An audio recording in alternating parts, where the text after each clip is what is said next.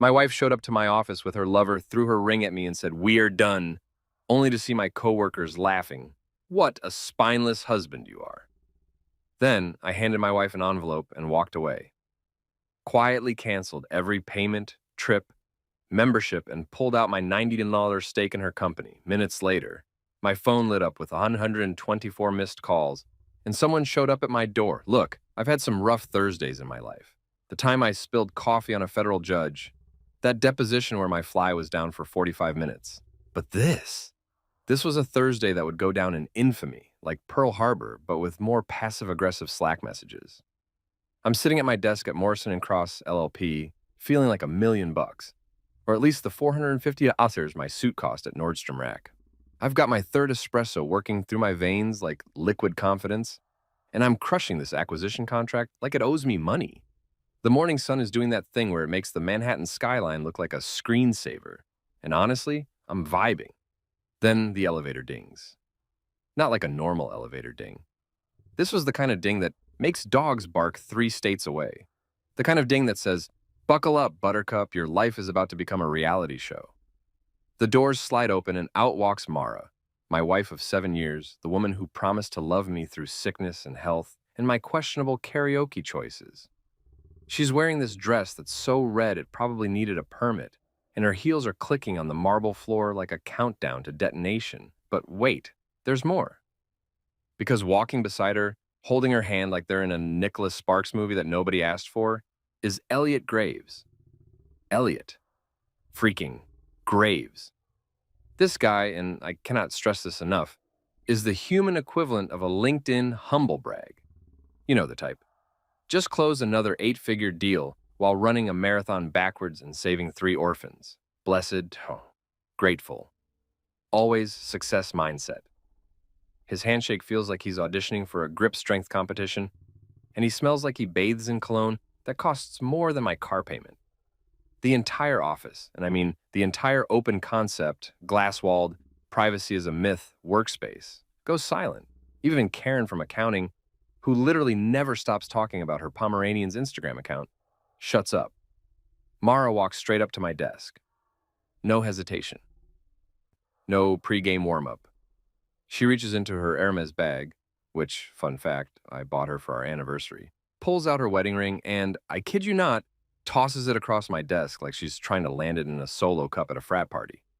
The ring skitters across my quarterly reports, bounces off my stapler, and lands on the floor with this tiny tink sound that might as well have been a gunshot.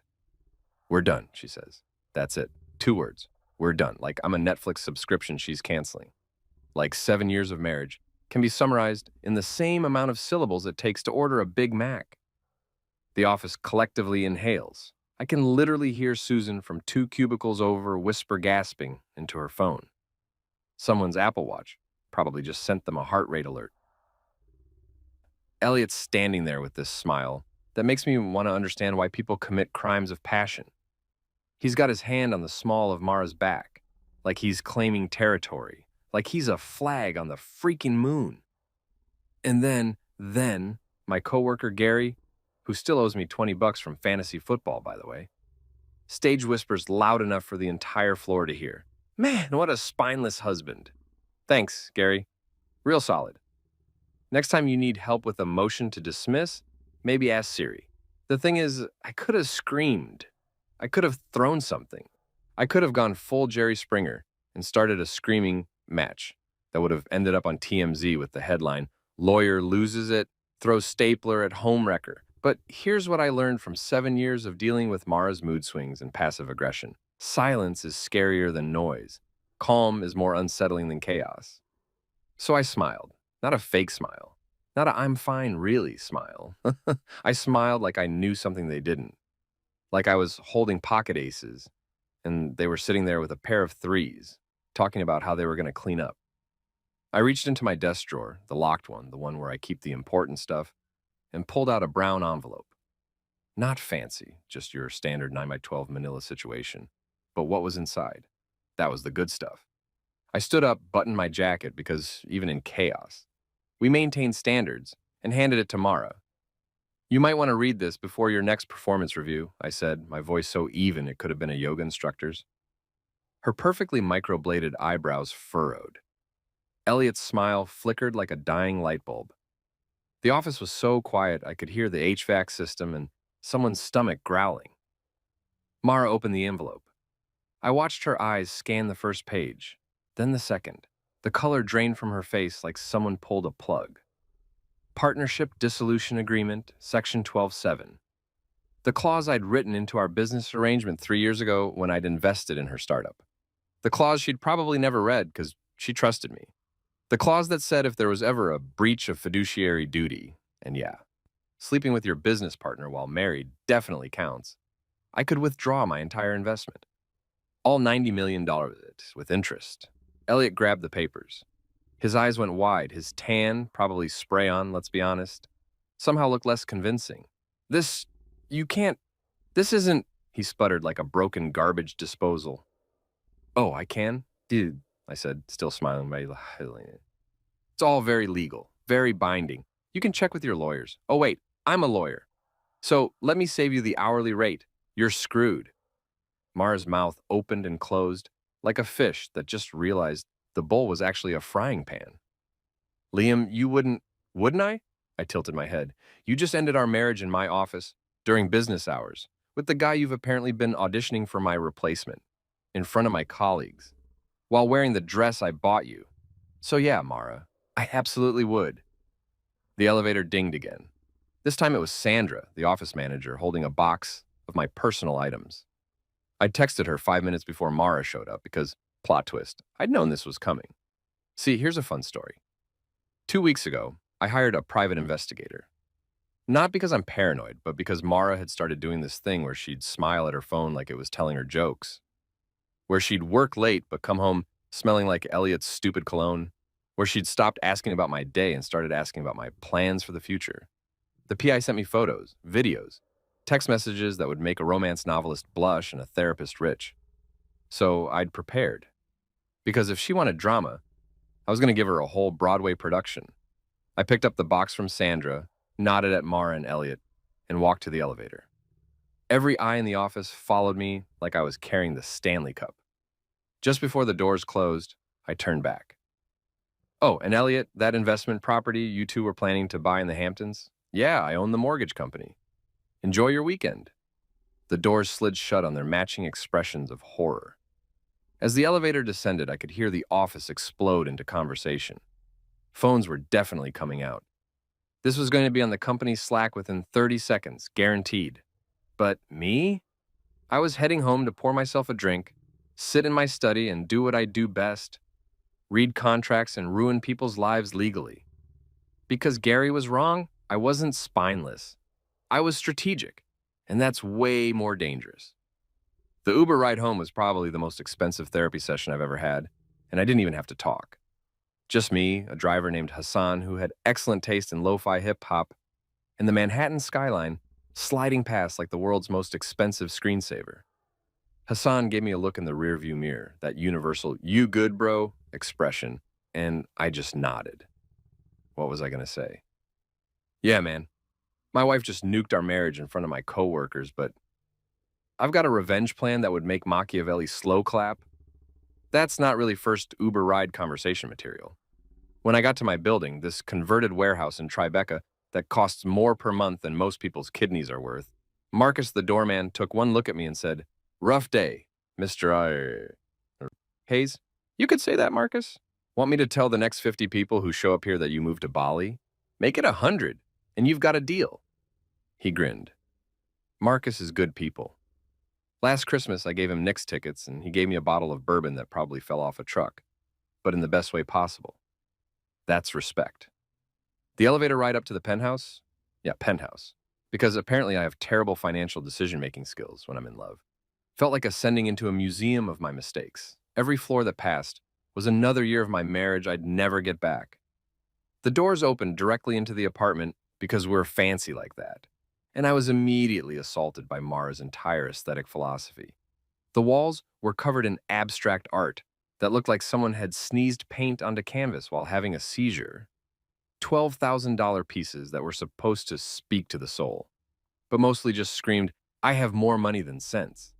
There was this one painting, I'm not kidding. that was literally just a red dot on a white canvas, and Mara had spent 15 grand on it because the artist was emerging. The furniture was what I call Instagram industrial, all reclaimed driftwood and concrete, like we were cosplaying as people who lived in a beachside warehouse. Chairs that looked cool, but felt like sitting on a Puritan's idea of fun. A dining table made from a door that Mara swore had history, which was code for had termites before they sealed it. And the candles.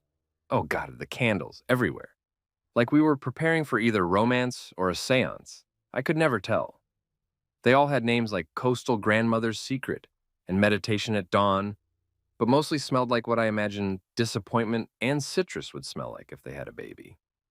But then, I walked into my study, my sanctuary, my fortress of solitude, my Mara. This is the one room you can't touch space that I'd negotiated like a hostage situation when we moved in. Dark wood, leather chairs that actually supported your spine, bookshelves floor to ceiling, stuffed with legal texts, philosophy books, and a suspicious number of Tom Clancy novels I'm not ashamed of. And in the corner, hidden behind a first edition of Moby Dick that I'd never read but looked impressive as hell, was a wall safe. I poured myself some Glenfiddich, the 18-year, because if you're gonna watch your marriage burn, you might as well do it with good whiskey, 2 fingers, then 4. 'Cause who's counting? Not Mara, that's for damn sure. I opened the safe. Inside was what I called my nuclear option collection. Binders. So many binders. Color-coded, tabbed, and cross-referenced like I was preparing for law school finals and the apocalypse simultaneously. Partnership agreements, investment contracts, equity stakes. Every single financial document related to Mara Enterprises, the boutique consulting firm she'd started 5 years ago with my money, my connections, and apparently my business partner's dick. I pulled out the main binder, read because of course it was red, and flipped to section 12.7. Let me tell you about section 12.7. When Mara first started her company, she needed capital. I had just made partner at the firm and had what my accountant called considerable liquid assets, which is rich person speak for, damn, you got money. She pitched me like I was on Shark Tank, PowerPoint and everything. Think of it as investing in us, she'd said, doing that thing where she touched my arm and looked at me like I was the only person in the world who understood her vision. So I invested $90 million over 3 years. I became a silent partner, which was perfect because I hate talking about feelings anyway. But here's the thing about being a lawyer married to an entrepreneur. You know where all the bodies are buried because you helped dig the graves. I didn't just invest and hope for the best, like some trust fund kid playing business. I wrote the contracts. I built in protections, clauses, exit strategies, because I've seen what happens when love and money have a custody battle, and spoiler alert, it's uglier than a gas station sushi situation. Section 12.7, subsection C, paragraph 4. In the event of a material breach of fiduciary duty, moral turpitude, or actions that compromise the integrity of the partnership, the non-breaching party reserves the right to withdraw all invested capital, including accrued interest and proportional equity appreciation, within 30 business days of written notice. In normal person language, if you screw me over, I can take my money and run, and there's nothing you can do about it. And having an affair with your business partner, that definitely qualified as compromising the integrity of the partnership. I'd written this clause at 2 a.m. on a Tuesday after Mara had spent 3 hours explaining her vision, and I'd spent 3 hours wondering if I was being paranoid or practical. Turns out, practical. Very, very practical. My laptop was already open on the desk. I sat down, cracked my knuckles like I was about to hack into the Pentagon, and pulled up our business accounts. The joint checking account, frozen. The spa membership she loved, $400 a month to sit in hot water and pretend to meditate, canceled. Her Amex Black that I was technically liable for, suspended. The automatic payment to her life coach, who I'm 90% sure just told her to manifest abundance and charge $300 an hour, stopped. Every single thing. Then I opened the big one, the partnership portal, the place where all our official business documents lived in the cloud, probably on a server farm in Iowa or something. I pulled up the withdrawal clause form. It was like looking at the nuclear launch codes, except instead of starting World War III, I was just starting World War divorce. There was a mandatory 3-second delay before the form submitted. Some lawyer's idea of a cooling off period like 3 seconds was going to make me reconsider. 3. I thought about Mara's face when she threw the ring. 2. I thought about Elliot's smug smile. 1. I thought about Gary calling me spineless. Click. Done. Somewhere in the digital ether, algorithms were already working. Bank transfers being initiated, asset freezes being implemented, email notifications being generated to lawyers, accountants, and board members who were about to have a very, very interesting Monday. Elliot's Amex was about to meet Jesus, Buddha, and every deity in between, because that card was tied to company accounts that were tied to my investment that was now being withdrawn faster than you can say fiduciary duty. I leaned back in my chair, took a long sip of whiskey, and smiled. Not because I was happy, not because I was proud, but because for the first time in 2 weeks, since I'd gotten those photos from the PI, I felt like I could breathe. Paranoia, it turns out, is just pattern recognition for the romantically inclined. And tonight, paranoia was the best investment I'd ever made. My phone buzzed. A text from an unknown number. This is Lena Cross, Mrs. Hayes' assistant. She's asking to speak with you urgently. I texted back, tell Mrs. Hayes that my office hours are 9 to 5, Monday through Friday. She can schedule an appointment like everyone else. Then I blocked the number, poured myself another drink, and queued up the saddest Spotify playlist I could find. Because if you're going to destroy your wife's company, you might as well do it with a soundtrack. Saturday morning hit different. You know that feeling when you wake up and for about 3 seconds everything's normal? Then reality comes crashing in like the Kool-Aid man through a wall? Yeah, that happened. Except this time, reality was wearing a suit and carrying a briefcase full of consequences. I rolled over and checked my phone. 7:42 a.m., 124 missed calls, 124. My phone had basically become a tiny rectangle of panic. The call log read like a greatest hits of people whose weekends I'd just ruined. Mara, 47 calls. Elliot, 31 calls. Unknown numbers, probably lawyers, 38 calls. My gym, 1 call. Membership payment due, canceled that too. Sorry, Planet Fitness. My mom, 3 calls. She somehow already knew, which means Mara called her, which means this was about to get extremely Italian family complicated. Gary from work, 4 calls. Probably to apologize for the spineless comment, or to ask for gossip, 50-50 odds. The voicemails were even better. I put them on speaker while making coffee because why not start the day with chaos and caffeine? Voicemail number 1. Mara, 11:47 p.m. Friday. Liam, what the hell did you do? My accounts are frozen. Frozen. Do you know what that means? I can't even buy coffee. Coffee, Liam. Call me back right now or I swear to beep. Voicemail number 2. Elliot, 12:03 a.m. Saturday. Hayes, this is completely unprofessional.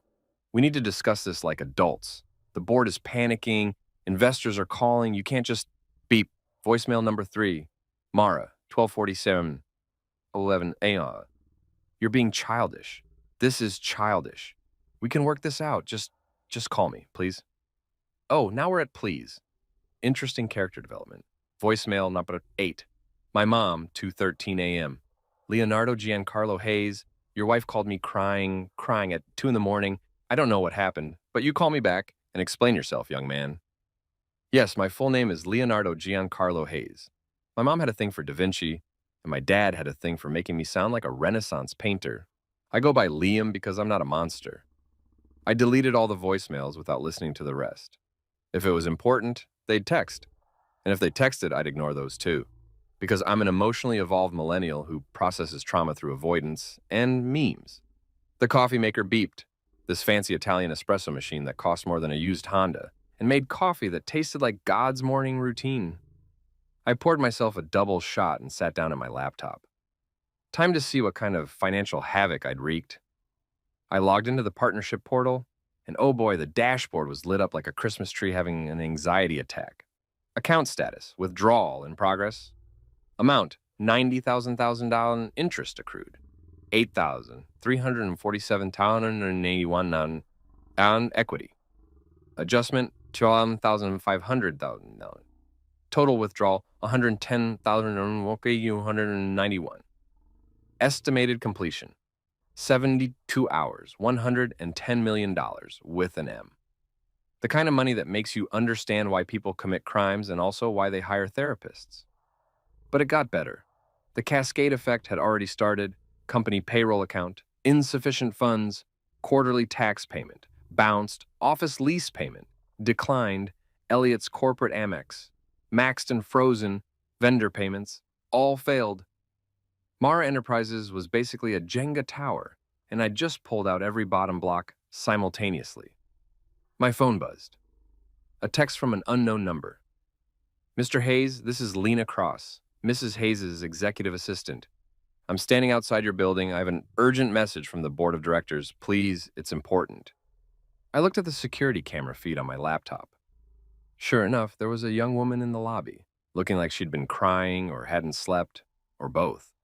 She was clutching a manila envelope like it was a life preserver, and she was drowning in corporate chaos. I felt a tiny bit bad. Lena was innocent in all this. She was just trying to do her job, and her job had suddenly become manage the fallout of a divorce that went nuclear. I texted back, "Give me 5 minutes." I threw on jeans and a Columbia sweatshirt, because if I was going to destroy lives, I was going to do it comfortably, and headed downstairs.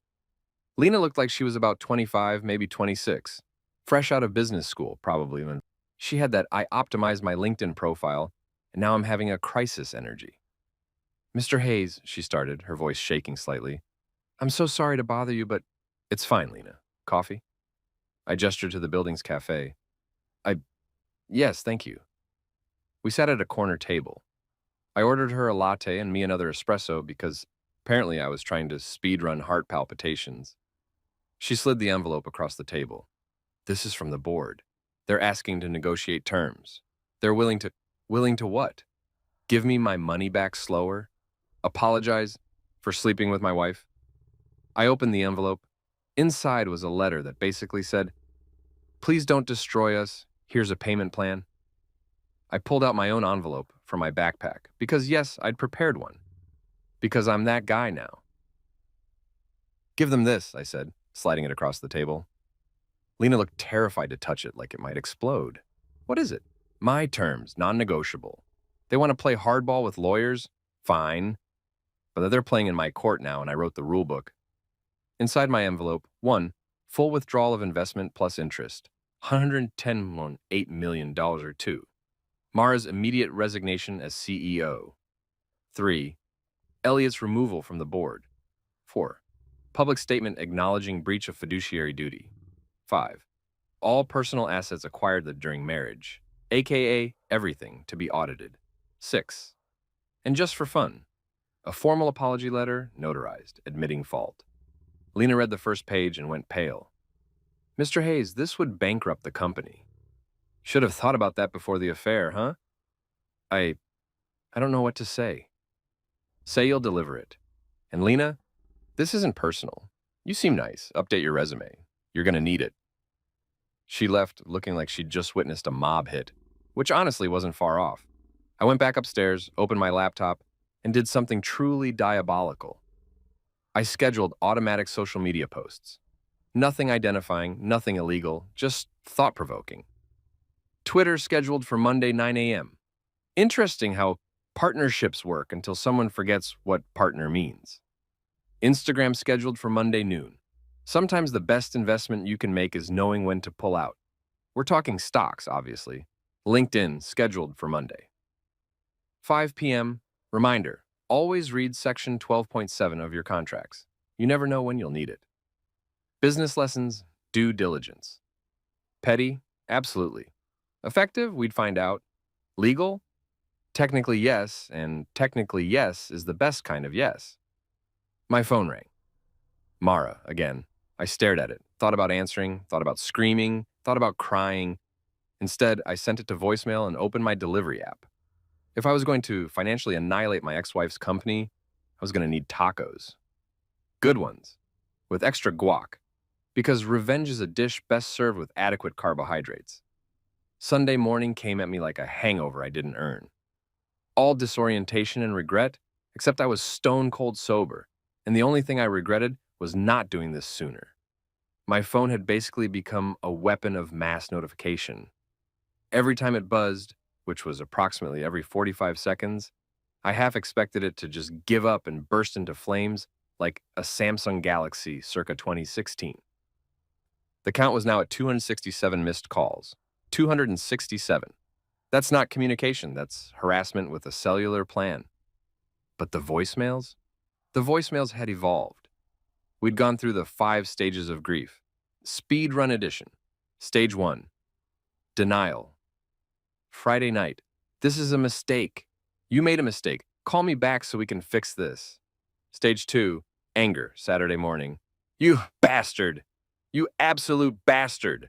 How dare you? Stage 3 of bargaining. Saturday afternoon. Okay, listen. We can work something out. What if I give you back the Hamptons house? Would that help? Stage 4. Depression. Saturday night. I can't believe you're doing this after everything we built together. Stage 5, acceptance. Sunday, 3 a.m. Fine, fine. What do you want? I was on my second cup of coffee, this Ethiopian blend that costs $40 a pound because apparently I'm the kind of person who drinks his feelings in expensive beans, when my Apple Watch buzzed. Text from Marcus, doorman. Mr. Hayes, there's a young woman here. Says her name is Lena Cross. Says it's urgent. Want me to tell her you're in Bali? I smiled. Marcus remembered. Me. Nah, send her up. She's cool. Marcus. You sure? She looks stressed. Like student loans and pandemic and taxes all due tomorrow stressed. Me. That's just her vibe now. Send her up. 3 minutes later, my doorbell rang. I opened it to find Lena looking like she'd aged 5 years in 48 hours. Her hair was in a messy bun that wasn't the cute Instagram kind. More like the I've been up for 36 hours managing a corporate apocalypse kind. She was clutching a leather portfolio and a venti Starbucks that was probably her 4th of the morning. Mr. Hayes, I'm so sorry to show up unannounced. Lena, it's fine. Come in. You want real coffee? That Starbucks looks like it's been through some trauma. She looked down at her cup like she'd forgotten she was holding it. Yes, thank you. Real coffee sounds amazing. I led her to the kitchen, this open concept situation with marble countertops and appliances that looked like they belonged in a spaceship. Mara had designed it to look minimalist chic, which meant it cost a fortune and had nowhere to put anything. I made Lena a proper espresso while she stood there awkwardly, looking around like she was afraid to touch anything. You can sit, I said, gesturing to the bar stools. I promise the furniture doesn't bite. It's pretentious, but harmless. She let out a tiny laugh, the kind that sounds like relief escaping. Your place is... wow. Yeah, my ex-wife had opinions. Strong ones. See that painting? I pointed to the red dot on white canvas situation. $15,000. It's literally a dot, a single dot. I could have bought a used car, but no, we needed emerging art. Lena snorted into her coffee. Mrs. Hayes has particular taste. That's the nicest way anyone's ever said terrible judgment. Thank you. She smiled, then seemed to remember why she was there. The smile did. Mr. Hayes, I have a message from the board. I figured. That's why you're here on a Sunday looking like you've seen the face of corporate death. She pulled out a thick envelope from her portfolio. Not manila this time. Fancy cream-colored paper with the Mara Enterprises logo embossed on it. Someone had spent money on this presentation, which was ironic considering they were about to run out of money entirely. I opened it. Inside was a letter, professionally formatted, probably drafted by 6 lawyers and approved by a crisis management team. Urgent response to withdrawal notice. Dear Mr. Hayes, the Board of Directors of Mara Enterprises respectfully requests an immediate meeting to discuss the terms of your withdrawal notice, dated November 1st, 2025. We acknowledge the situation has caused considerable distress to all parties involved. However, we believe a mutually beneficial resolution can be reached that addresses your concerns, while preserving the company's viability and the livelihoods of our 200-plus employees. We are prepared to offer the following initial concessions. Immediate removal of Mr. Elliot Graves from all executive positions. A structured payment plan for the withdrawal amount over 24 months. Increased equity stake in future ventures. Public acknowledgement of the contractual obligations. We respectfully request a face-to-face meeting at your earliest convenience. Sincerely, The Board of Directors, Mara Enterprises. I read it twice. Then I folded it up and set it on the counter. Lena, can I be honest with you? She nodded, looking terrified. This letter is corporate speak for please don't kill us. The payment plan? That's code for we don't actually have your money because we spent it on office renovations and business class flights to conferences in Cabo. The equity stake? Worthless if the company goes under, which it will without my investment. The public acknowledgement? Vague enough to be meaningless. Lena's face confirmed what I already knew.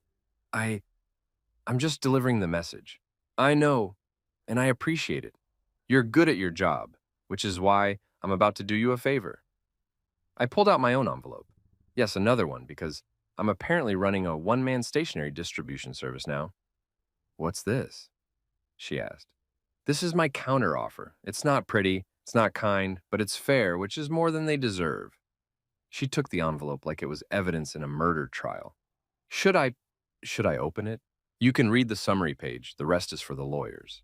She pulled out the first page. Her eyes went wide. Final terms. Non-negotiable, effective immediately. 1. Full investment withdrawal. 147,291 within 72 hours per original contract. 2. Mara Hayes. Resignation as CEO, no severance, no stock options, and Elliot Graves. Removal from board, all stock options voided. Public statement of breach of duty. Company assets audit. Full forensic accounting of all expenditures over past 3 years. 5. Personal assets division. All marital property acquired during marriage, subject to review. 6. Non-compete clause. Mara Hayes and Elliot Graves prohibited from starting competing ventures for 5 years. 7. Public statement. Full disclosure of reason for partnership dissolution. 8. Legal fees, all costs borne by Mara Enterprises. Failure to comply will result in immediate lawsuit for fraud and breach of fiduciary duty, criminal referral for potential embezzlement investigation, public disclosure of all findings to investors and media. You have 48 hours to respond. Lena looked up at me, her face pale. Mr. Hayes, this would destroy them. Yes, the employees will find new jobs. Good ones, hopefully. And Lena, you should start looking too. I'm serious. You're talented, organized, and you showed up on a Sunday to deliver bad news. That's exactly the kind of person who lands on their feet. She bit her lip. Can I ask you something? Shoot. Did you love her, Mrs. Hayes? I poured myself another espresso, looked out the window at the Manhattan skyline, thought about 7 years of marriage, of inside jokes and vacation photos, and the way Mara used to steal my hoodies and look adorable doing it. Yeah, I said finally. I did. Right up until I didn't. What changed? She threw her wedding ring at me in my office and called me spineless by proxy. I turned back to Lena. But honestly, it changed before that. It changed when she stopped seeing me as a partner and started seeing me as a bank account with a heartbeat. Lena nodded slowly. I'm sorry this happened to you. Don't be, I'm not. And weirdly, I meant it. The truth is, Lena, I spent 7 years trying to be enough for someone who was never going to be satisfied. I made myself smaller so she could feel bigger. I funded her dreams while putting mine on hold. And you know what the worst part is? I would have kept doing it. Forever. If she hadn't forced my hand. So this is me choosing myself for once. It's not pretty. It's definitely not mature. But it's honest, and that's more than I can say for the last 2 years of my marriage. She stood up, gathering her things. I'll deliver this to the board. Lena, one more thing, she turned. When this all shakes out, and it will shake out, if you need a recommendation letter, call me. You don't deserve to go down with this ship. Her eyes got a little watery. Thank you, Mr. Hayes. Liam, call me Liam. Mr. Hayes makes me feel like my dad, and trust me, neither of us wants that energy. She smiled, a real one this time, and left. I watched from the window as she exited the building, got into an Uber, and disappeared into Sunday traffic. My phone buzzed. A text from a number I didn't recognize. Unknown. This is Richard Chen, lead counsel for Mara Enterprises. We need to schedule a meeting immediately. I texted back. Me. My office, tomorrow 9 a.m. Bring coffee and a better attitude than your client has. Unknown. This is highly irregular. We typically meet on neutral ground. Me. And I typically don't have my marriage imploded in my workplace, but here we are. 9 a.m., my office, Morrison and Cross, LLP, 47th floor. Don't be late. I blocked the number. Then I did something I probably shouldn't have. I opened Instagram. Mara's latest post was from 2 days ago. A photo of her and Elliot at some charity gala, both of them in formal wear, both of them smiling like they'd invented happiness. The caption read, "Sometimes the best partnerships happen when you least expect them." On Blessed How Our New Beginnings. The comments were interesting at Jessica. "You two are glowing. Power couple alert." At Tech Brodu. "Dave, congrats on the success, Mara. You deserve it." Someone anonymous. "Isn't she married?" That last comment had 47 likes. I scrolled through Elliot's feed. Same gala photo. His caption, "Great things happen when you surround yourself with excellence. Hajash entrepreneur life, Shan success mindset." I commented on his post. At Liam. Taze. Make sure to read your partnership agreements. Section 12.7 is a real page turner. Then I logged off before I could see the fallout. My gym bag was sitting by the door, the gym membership I'd canceled, along with everything else.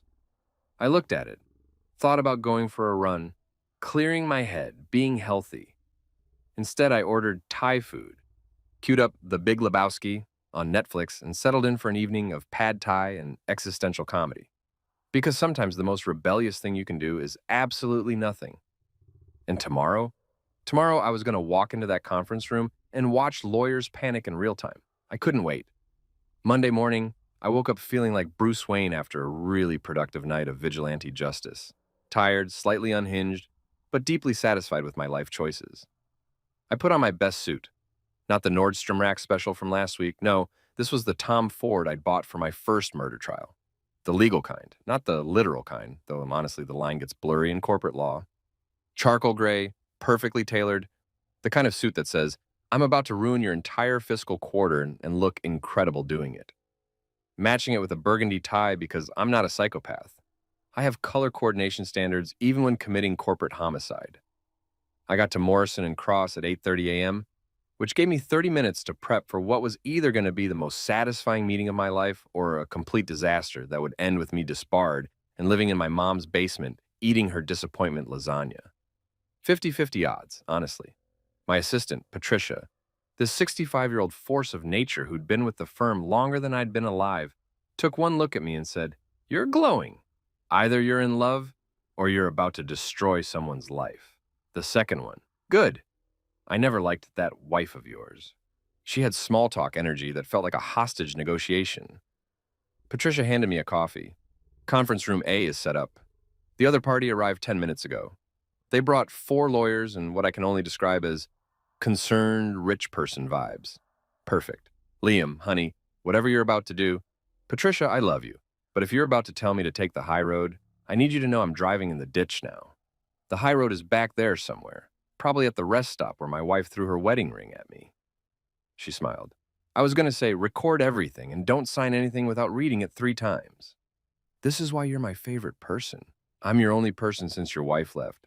Don't get sentimental. Conference room A was our biggest, floor-to-ceiling windows overlooking Manhattan, a table that could seat 20, and those fancy Herman Miller chairs that cost more than my first car. The firm used it for major negotiations, high-profile mediations, and apparently my personal revenge tour. Inside, sitting on one side of the table like they were about to negotiate a hostage release, were 1. Richard Chen, lead counsel, mid-50s, gray temples, an expression like he'd been sucking on lemons and legal briefs simultaneously. 2 junior lawyers, names I didn't catch because they had "please don't fire me" energy and weren't making eye contact. Some guy in a suit, probably a crisis management consultant or a board member, honestly didn't care. 4. Elliot Graves, looking like he'd aged 10 years over one weekend, his usually perfect hair showing signs of stress-based neglect. Notably absent, Mara. Interesting. I walked in, set down my briefcase, and smiled. "Gentlemen, thanks for coming." "Coffee?" Richard stood up. "Mr. Hayes, thank you for meeting with us on such short notice. Let's skip the pleasantries, Richard.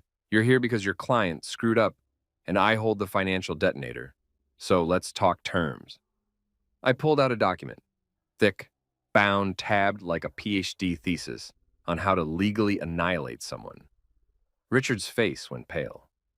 Mr. Hayes, we were hoping for a more amicable discussion. Amicable? I laughed. It wasn't a nice laugh. It was the laugh of a man who'd spent 72 hours weaponizing every contract he'd ever written. Your client had an affair with my wife and my investment using my money, and you want amicable? Richard, I don't think we're in amicable territory. We're barely in civil lawsuit territory. We're more in scorched earth territory. Elliot finally spoke. His voice was shaky, trying to maintain that CEO confidence, but failing miserably. Liam, this has gotten out of hand. We can work something out. Oh, now you wanted to work something out? I leaned forward. Where was that energy when you were sleeping with my wife? When you were posting couple photos on Instagram while I was at home, thinking our marriage was just going through a rough patch? We didn't mean for it to happen. Nobody means for anything to happen, Elliot. But it did. And here we are. I opened my document. So let's talk facts. Cold, legal, financial facts. I pulled out a financial summary and slid it across the table. My investment, $90 million over 3 years. Interest accrued at the contractually agreed rate, $8.3 million. Equity appreciation based on the company's valuation, $12.5 million. Total owed, $110, $847, $291. Richard adjusted his glasses. Mr. Hayes, the company doesn't have that kind of liquidity. That's not my problem. That's a you spent my money on office renovations and corporate retreats problem. Section 12.7 is very clear. Withdrawal is due within 72 hours of notice. We're at hour 68. You have 4 hours left. One of the junior lawyers whispered something to Richard. He nodded, then looked at me. We're prepared to offer a structured payment plan, 24 months, quarterly installments. No. 36 months. No. Mr. Hayes, be reasonable. I am being reasonable. I slammed my hand on the table. Not hard, just enough to make everyone jump. You know what's unreasonable? Having your marriage nuked in your workplace. Having your coworkers call you spineless. Having your wife's affair partner sit in business meetings and pretend he's a professional. That's unreasonable. Silence. I took a breath, regrouped, went back to cold, and calculated.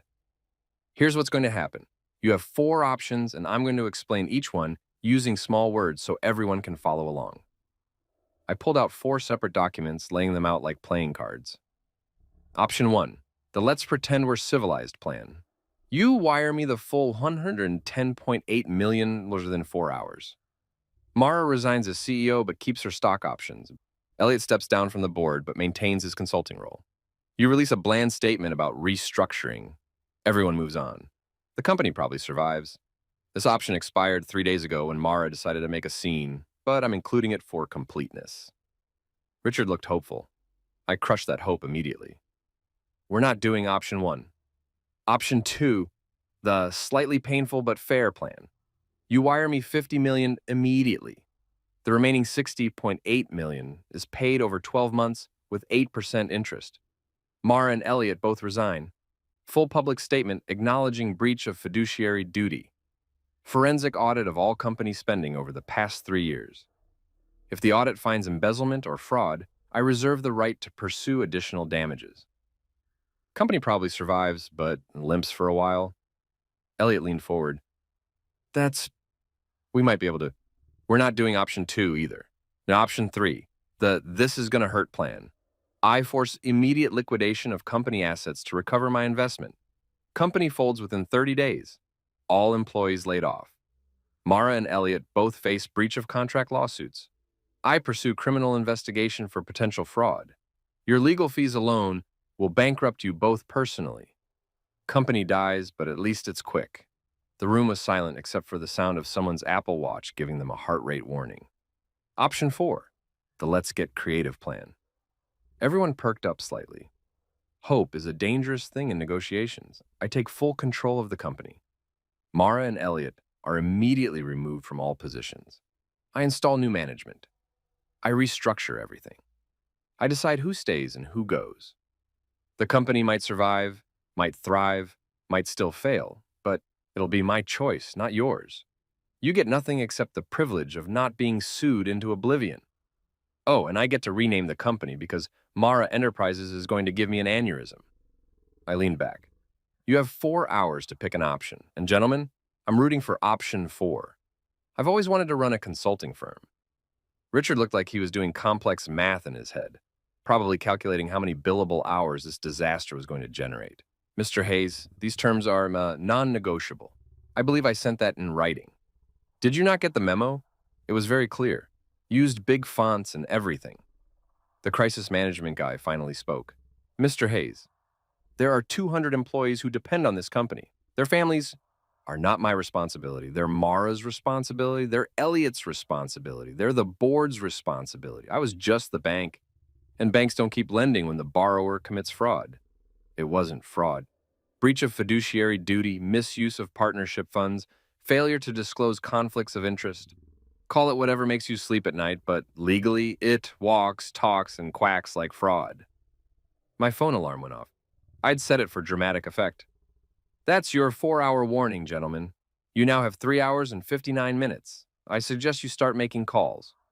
Richard stood up. We need to consult with our client, sir.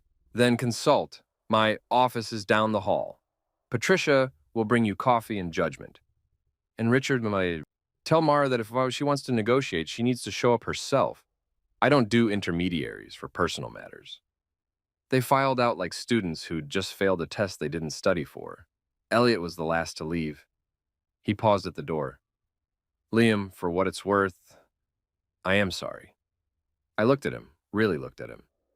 This guy who'd smiled at me at parties, shaken my hand at business dinners, probably laughed at my jokes while sleeping with my wife.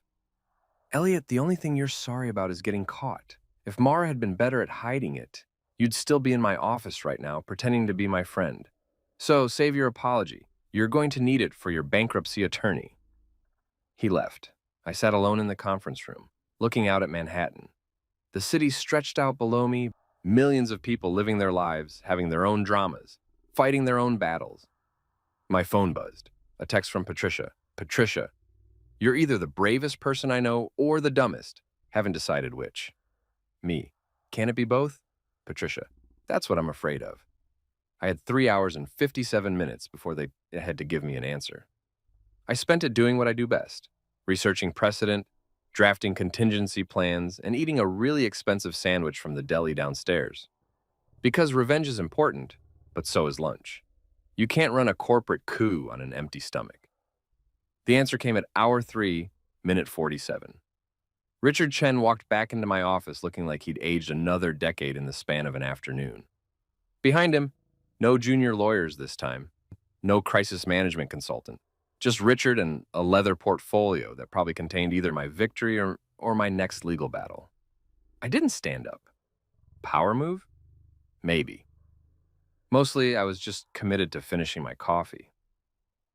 Mr. Hayes, Richard started, his voice carrying that specific exhaustion that comes from dealing with impossible situations and impossible clients.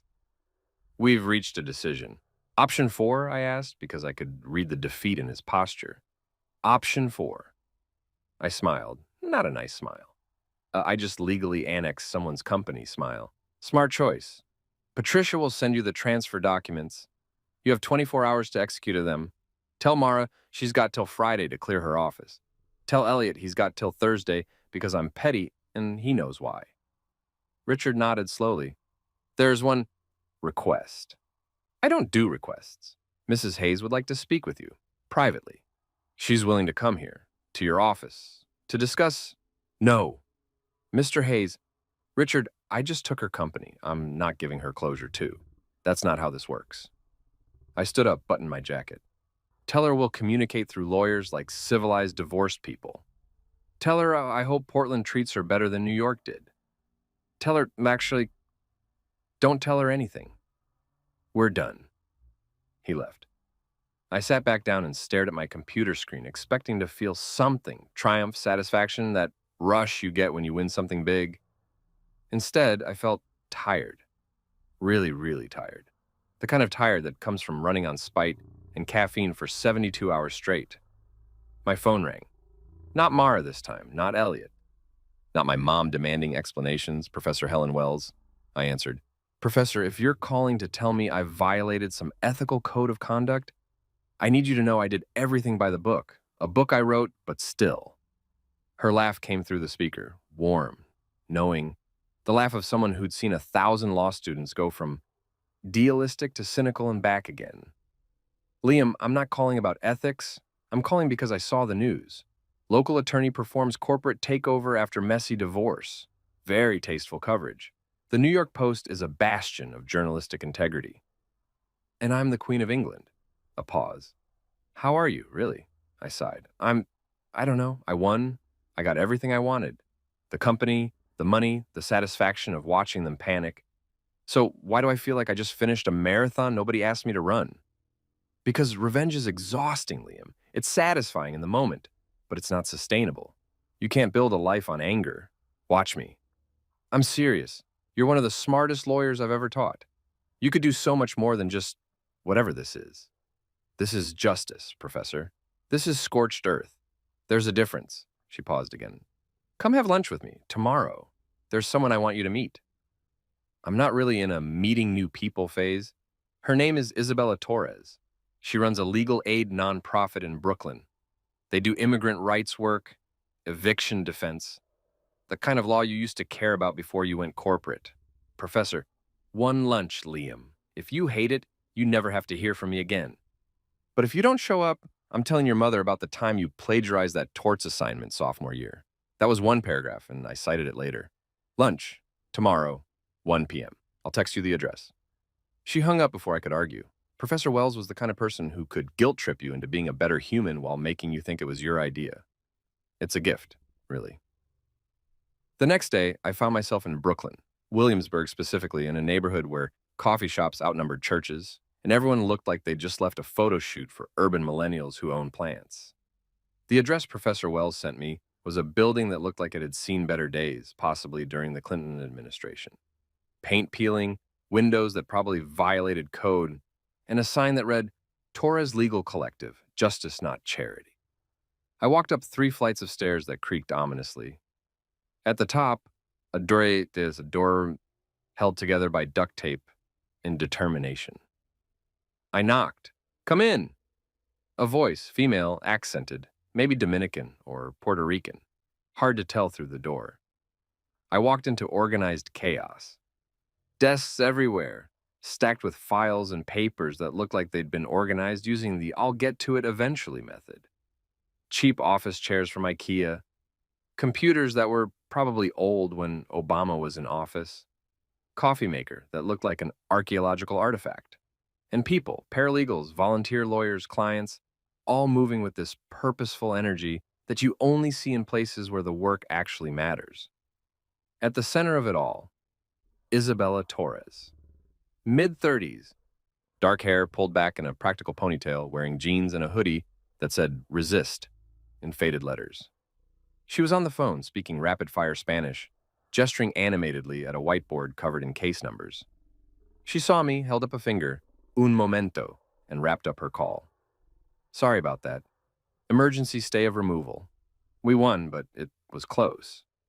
She walked over, extended a hand. Isabella Torres. You must be the lawyer who broke the internet last week. Liam Hayes. I prefer creatively interpreted contract law, but sure. She grinned. It was a real grin. Not the polished corporate smile I was used to. Helen said you were smart and insufferable. She was right on both counts. She also said you do good work. We do necessary work. Good is relative. She gestured around. Welcome to the collective. We handle about 500 cases a year with a budget that most law firms spend on office snacks. Coffee? Is it as bad as it looks? Worse, but it's free and it's caffeinated, which is really all you can ask from life. She poured 2 cups from the ancient coffee maker. The coffee was indeed terrible. I drank it anyway because I'm not a monster. So, Isabel said, leaning against the desk, Helen said you just took over your ex-wife's company using a contract clause. That's pretty metal. It was necessary. I'm sure, but now what? What do you mean? I mean, you won. You got your revenge. You're financially set for life, I'm assuming. So what's next? Another corporate merger? More revenge plots? Or are you going to do something that actually matters? I bristled. What I did mattered? To you. It mattered to you. But did it change anything? Did it make anyone's life better? Did it fix a broken system or just redistribute wealth between rich people? Look, I'm not judging. Okay, I'm a little judging. But mostly, I'm curious. Because Helen doesn't send me corporate lawyers unless she thinks they've got potential for redemption. I don't need redemption. Everyone needs redemption, Liam. That's literally the human condition. She pulled out a file folder, opened it. This is Maria, 47 years old, been in the US for 20 years, has 3 kids, all citizens. She's facing deportation because her landlord reported her to IC after she complained about mold in her apartment. We're fighting it, but we're understaffed, underfunded, and running out of time. She pulled out another file. This is James, 73 years old, veteran. Lost his rent-stabilized apartment after his landlord used a legal loophole to evict him. Now he's living in a shelter, and his VA benefits aren't enough to afford anything in the city. Another file. This is the Chen family. Their son got arrested for a crime he didn't commit. They can't afford a good lawyer. The public defender has 200 other cases. He's probably going to take a plea deal for something he didn't do because that's how the system works. She looked at me. These are the cases we handle every single day, with duct tape and coffee and hope. And you know what we need most? Money, resources. Someone who understands corporate law well enough to fight landlords and companies and systems. Why are you telling me this? Because Helen said you used to care.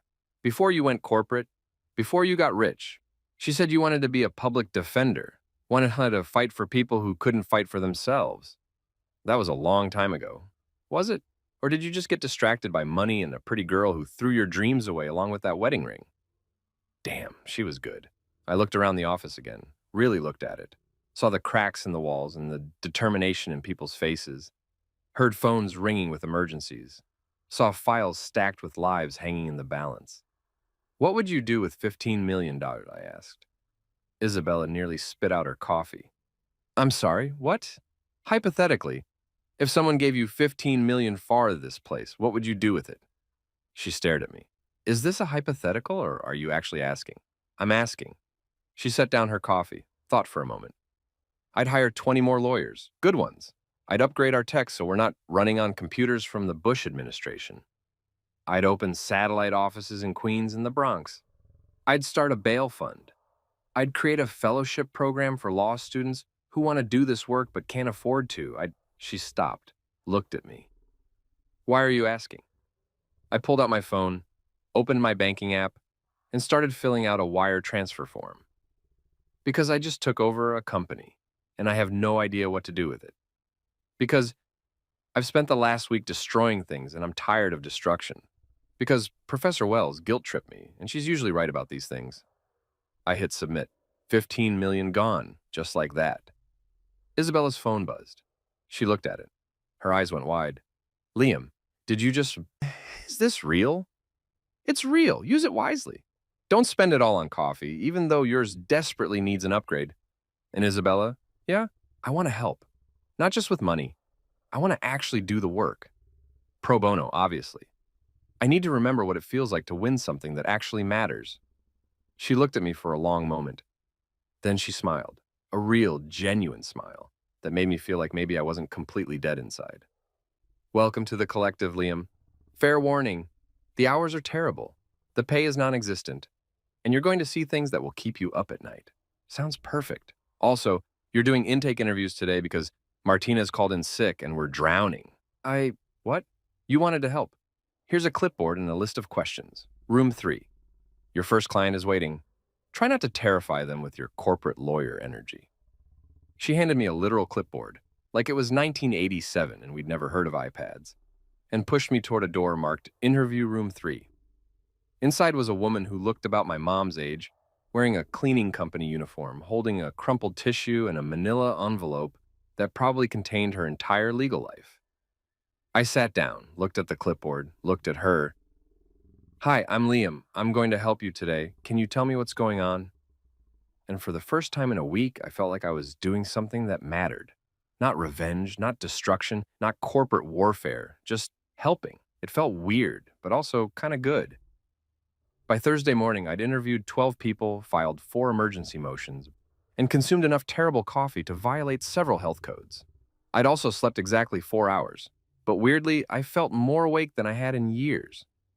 Turns out spite-fueled revenge gives you energy, but purpose-driven work gives you something better. A reason to get out of bed that isn't, how can I destroy someone today? I was in the middle of drafting an eviction defense motion, sitting at a desk held together by hope and expired warranty stickers, when my phone started blowing up. Not calls this time, notifications, Twitter, Instagram, LinkedIn, even Facebook, which I'd forgotten I had. I opened Twitter first because I'm a millennial, and that's where we go to watch the world burn. My notifications were at 12,000 plus, 12,000. The top tweet, Sarah, legal. This lawyer found out his wife was cheating, so he used a contract clause to take her company, then donated $15 to legal aid. I'm not saying he's Batman, but has anyone seen them in the same room? Child lawyer goals and petty philanthropy. 14,000 retweets, 47,000 likes. The replies were chaos. TechBro 147. Imagine cheating on someone and they respond with a hostile takeover and charity. That's not revenge, that's evolution. At Corporate Law 101, I just taught this case to my contracts class. We're calling it Hayes v. Consequences. At random Twitter user, Mara threw the ring. He threw the entire economy, then he threw money at charity. This man is playing 4D chess while we're all playing checkers. Skepticals. Sally. Cool story, but is anyone going to mention that he's still a rich guy playing games with other rich people's money? Fair point, Sally, but let me have this. I scrolled down and someone had made a meme, a screenshot of me, from where I don't even know, with the text, chaotic good lawyer alignment. Another meme, Drake format. Crying about divorce, and Drake disapproving. Corporate takeover plus philanthropy, Drake approving. Instagram was even worse, better. Someone had created an account called @PettyPhilanthropist with my face on it. They'd already posted 3 times. Post 1, when your ex throws away your relationship so you throw away their company. Petty philanthropy. Post 2, revenge is a dish best served with a 501c3 tax deduction. Pona 3, they said money can't buy happiness. They were right, but it can buy justice. And that's better. 8,000 followers already. I wasn't even running the account. LinkedIn, professional, how boring LinkedIn, had transformed into a philosophy debate about business ethics, revenge, and whether I was a hero or a villain.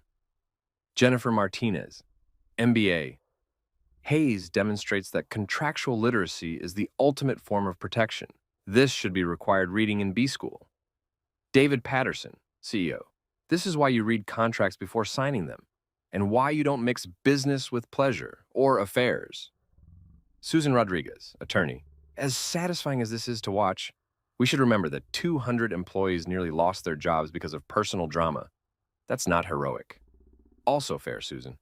But the employees didn't lose their jobs because I'm not actually a villain, just someone with excellent lawyers and spite management skills. My phone rang. Unknown number. I answered anyway because I'm apparently a glutton for chaos. Liam Hayes? Speaking. This is Marcus Williams from The Atlantic. I'm writing a piece about your story, The Revenge Takeover, When Divorce Meets Corporate Law. Would you be available for an interview? No.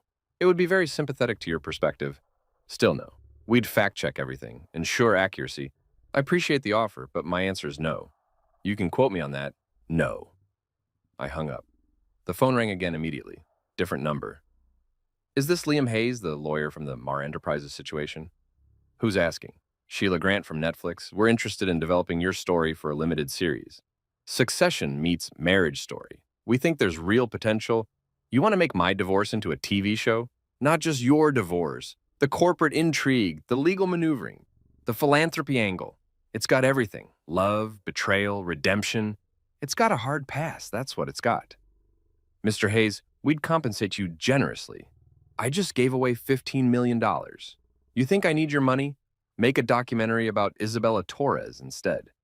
She's actually interesting. I hung up again. Isabella walked over, holding her phone, grinning like she'd just won the lottery. You're trending. I know, make it stop. Can't stop the internet, Liam. You're a meme now. There's no coming back from that. She showed me her screen. Look, someone made a TikTok reenacting your office confrontation. It has 2 million views. I watched a 20-something kid in a suit dramatically yelling, Section 12.7, while another kid in a red dress threw a plastic ring at him. I hate everything about this. Really? Because I think it's hilarious. Also, our donation page has crashed 3 times today. We've gotten another $200,000 in donations from people who saw the story and wanted to contribute. You've accidentally started a movement. What movement? Petty philanthropy. People are calling it revenge charity. Do something good to spite someone bad. It's like rage cleaning, but for society. My phone buzzed again. A text from Professor Wells. Professor Wells. You made the news, the actual news, not just social media. The Times wants to interview you about business ethics and contract law. I told them you'd do it. Me. You did what? Professor Wells. You're teaching my seminar next week. Contract law and fiduciary duty. The students are already calling it How to Legally Destroy Your Enemies 101. Me. I never agreed to this. Professor Wells. You plagiarized in torts. I still have the evidence. Tuesday, 2 p.m. Wear something professorial. Also, proud of you. The charity thing was good. You're becoming less terrible. Me. That's the nicest thing you've ever said to me. Professor Wells. Don't let it go to your head. I looked up at Isabella. Apparently, I'm teaching law school now. Good. Maybe you can train the next generation of petty philanthropists. We could use more lawyers who know how to weaponize contracts for good. Is that really what I'm doing? Using weapons for good? She sat down on the edge of the desk. Look, was your initial motivation revenge? Yeah, obviously. But you turned it into something else. You took your pain and your anger and your legal knowledge, and you created an opportunity to help people. That's not nothing. It feels weird being called a hero for destroying someone's company. You're not a hero for destroying the company. You're a human being who got hurt and responded in a very human way. But then, and this is the important part, you chose to do something constructive with the aftermath. That's growth. That's learning. That's being an adult, which, let's be honest, most adults still haven't figured out. My phone buzzed. Another text. This time from a number I didn't recognize, but somehow knew exactly who it was, unknown. I saw the news, the donation, the legal aid work. You're doing good things. I'm glad. I'm sorry for everything. I hope you find peace. M. Mara. I stared at the text for a long time, Isabella noticed. Someone important? Someone who used to be. You going to respond? I thought about it, thought about all the things I could say, the anger I could unleash, the forgiveness I could offer, the closure we both probably needed. Instead, I deleted the text and blocked the number. No, I said everything I needed to say in Section 12.7. Isabel nodded. That's very emotionally unhealthy, but also very on brand for you. I contain multitudes. You contain issues, but you're working on them. That's what matters. My laptop dinged. An email from Richard Chen. Subject: Transfer complete. Mr. Hayes, all documents have been executed. You are now the controlling partner of what was formerly Mara Enterprises. Mrs. Hayes and Mr. Graves have vacated the premises. The board has been notified of the change in leadership. As per your instructions, we've prepared the paperwork for the company restructuring and the name change. Please confirm the new name at your earliest convenience. The legal fees for this matter total $487,000. Invoice attached. Sincerely, Richard Chen, Escrow. I opened the name change document. There was a blank line where the new company name would go. I'd been thinking about this all week. What do you name a company you acquired through divorce and spite? Isabella looked over my shoulder. You need a name? Yeah, any ideas? She thought for a moment. What do you want it to represent? I don't know. Something that's not about me. Not about Mara. Something that actually means something. What does the company do? Like, actually do? I pulled up their website. Boutique consulting for nonprofits and social enterprises. Strategy, fundraising, operations. Actually pretty good work when they weren't busy having affairs. Isabella's eyes lit up. Keep it. Keep what it does. But make it about the mission, not the ego. I typed, Forward Collective Consulting. Forward, as in moving forward, collective, because nothing worth doing happens alone. Isabella smiled. I like it. I've grown as a person, but I'm still petty enough to erase my ex-wife's name from everything. That's exactly the vibe I was going for. I sent the name to Richard, paid the invoice, ouch, and closed my laptop. So, Isabella said, you're a business owner now, and a pro bono lawyer, and apparently a meme. How does it feel? Exhausting, weird. Kinda good? I looked around the office. I spent 7 years building a life with someone who didn't want it. Now I'm building, I don't know what this is, but it feels real. It is real and messy and complicated. Welcome to actual human existence. My phone buzzed one more time. Twitter notification. At Petty Philanthropist. New life motto. Be petty. Be charitable. Be legally sound. In that order. 7,000 likes in 10 minutes. I showed Isabella. She laughed so hard she snorted coffee. You know what the best part about this is? She said. What? Somewhere right now, your ex-wife is watching you become a better person and a meme simultaneously. And there's nothing she can do about it, except learn to live with the consequences of her choices. That is pretty satisfying. Also, you're teaching intake interviews tomorrow at 9 a.m. because Martinez is still sick and we're drowning again. What? Welcome to nonprofit work, Liam. The chaos never stops, but at least the coffee is... No, actually, the coffee is still terrible. But we have good people. That's something. I looked at my notifications, still exploding, and then at the intake files stacked on the desk. Real people, real problems, real opportunities to actually help. You know what? I'll take terrible coffee and good people over excellent coffee and terrible people any day. Look at you, learning and growing. Professor Wells would be proud. Professor Wells is making me teach law school while blackmailing me with decade-old plagiarism allegations. That tracks. She's good people too, in her own terrifying way. I grabbed the intake files and a cup of terrible coffee. Somewhere in Manhattan, my ex-wife was dealing with the consequences of her choices. Somewhere in the internet, people were turning my life into memes. Somewhere in Brooklyn, I was about to interview a client and maybe, just maybe, do some actual good.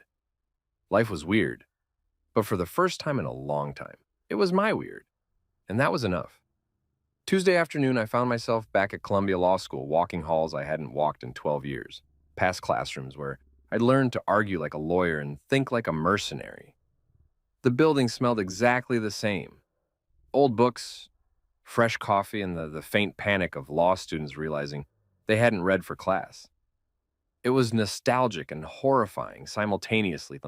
Professor Wells's office was on the 4th floor, same as it had been when I was a student. The door was open. I knocked anyway because I have manners, despite what the internet suggests. Come in, Liam. She was sitting behind her desk, this massive oak thing that probably had its own historical designation, surrounded by books, papers, and what looked like evidence that she'd been grading papers with the energy of someone personally offended by poor legal reasoning. Professor, sit! We need to talk before you face the wolves.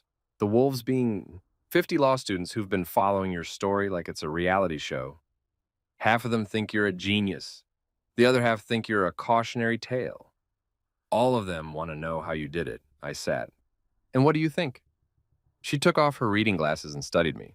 I think you're a brilliant lawyer who had a terrible week and responded in the most legally sound, ethically questionable, emotionally complicated way possible.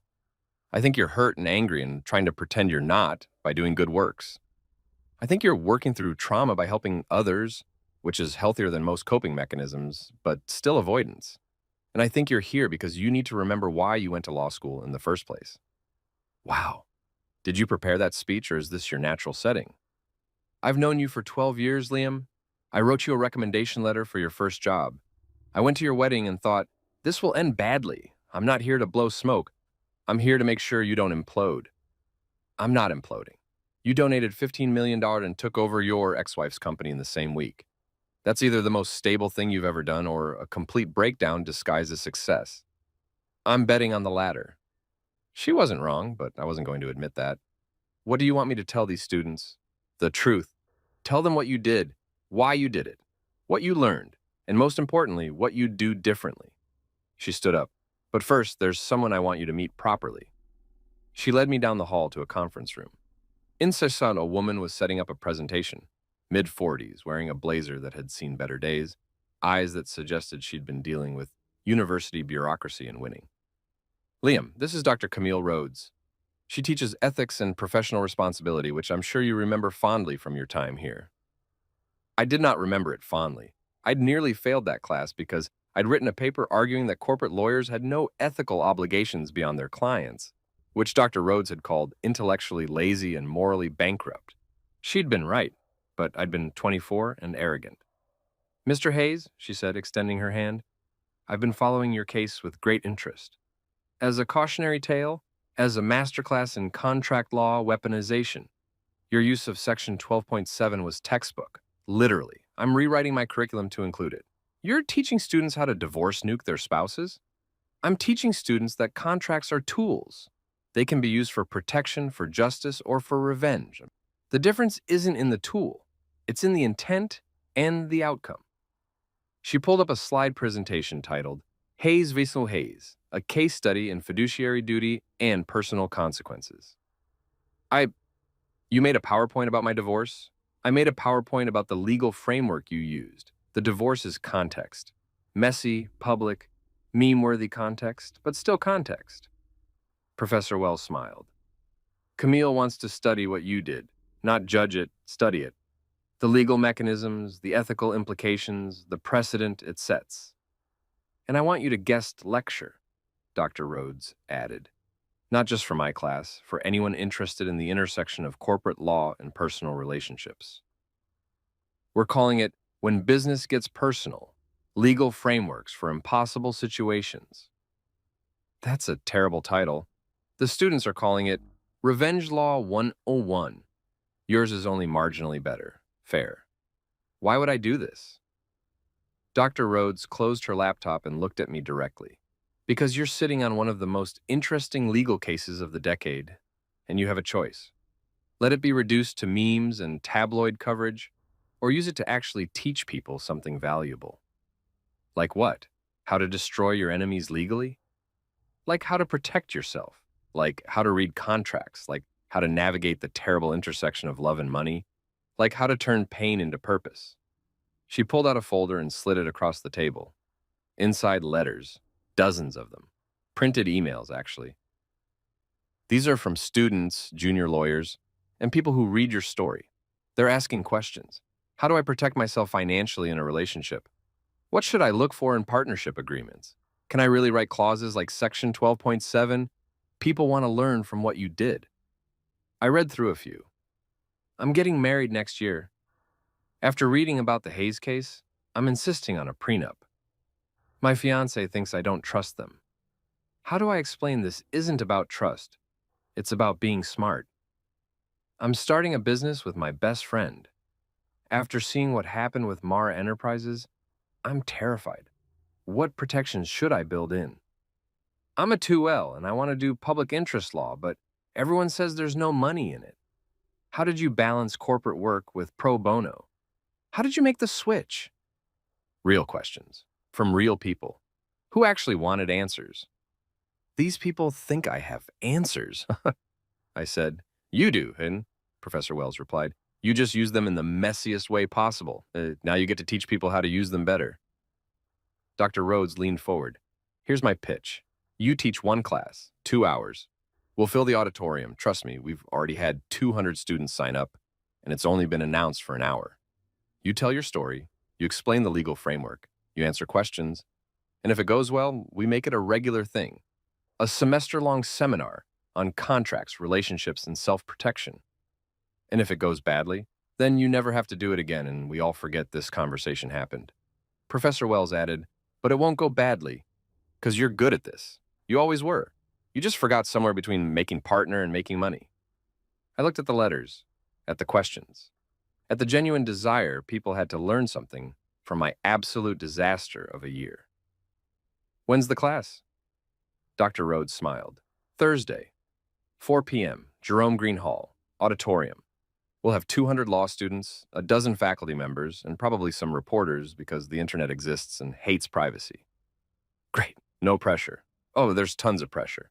But you already handled pressure by conducting a corporate takeover while going through a divorce. A law school lecture should be easy. Should be, narrator voice. It would not be easy.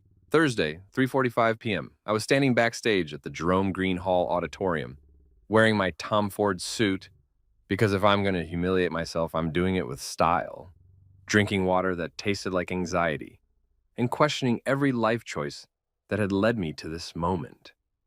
Through the curtain, I could hear the auditorium filling up. Voices, laughter, the rustling of papers, and clicking of laptops. 200 law students, ready to watch me either inspire them or become a viral video about how not to handle public speaking. Dr. Rhodes appeared beside me. You ready? Absolutely not. Good. That means you'll be authentic. Students can smell bullshit from a mile away. Just be honest. What if honest is, I had a breakdown and made a series of legally sound but emotionally questionable decisions? Then that's what you say. Vulnerability is underrated in legal education. Professor Wells joined us.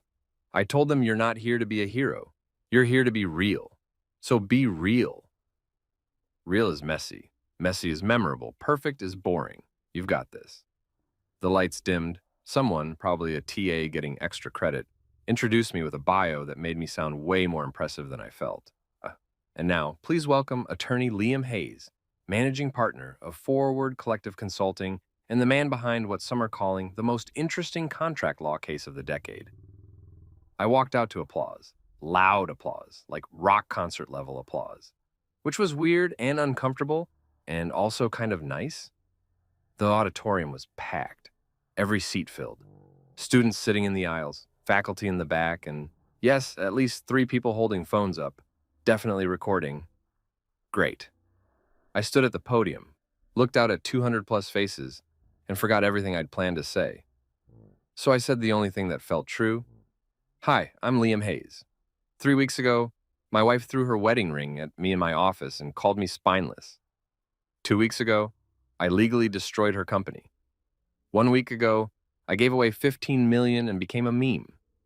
Today, I'm here to tell you that I have no idea what I'm doing, but apparently neither does anyone else, so let's figure it out together.